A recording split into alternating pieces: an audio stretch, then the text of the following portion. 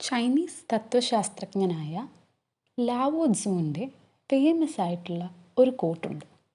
A journey of 1,000 miles begin with a single step.